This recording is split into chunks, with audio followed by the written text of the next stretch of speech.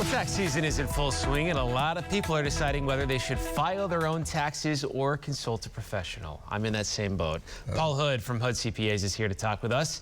Paul, thanks for being here in the weather. We appreciate it. Yeah. So do you think most people can do their own taxes? I wouldn't say most. Basically, if you're single and you have a job, you have W-2, don't have a lot of investments, absolutely, there's no reason to go and pay somebody to your tax return. Matter of fact, the IRS, they're working on a system to where they can self-file. I mean, file 4 people and you don't have to do anything.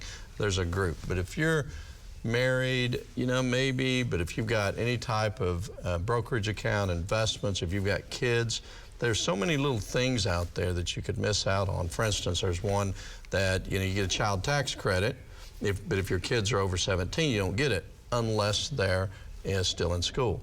And then you check a box and it's $500. So you literally, just that one thing could be leaving $500 on the table. But, you know, a lot of places should. If you go in, and they shouldn't take your money. But if you've got a business or rental property and that, absolutely not. All right. So somebody like myself, if I decide to file my own taxes, do you recommend using a service? There's a lot of services out there. Yeah, yes. The only problem is they kind of get you. They say free filing, but you have to pay for the state.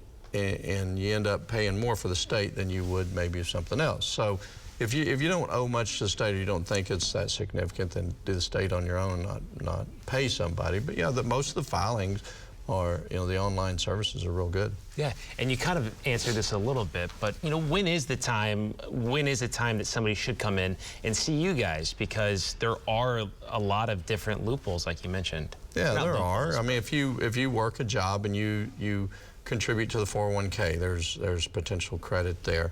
You know, the one thing back to the online services, be real careful though, because when you file next year, there's information off of this year's tax return that you'll need.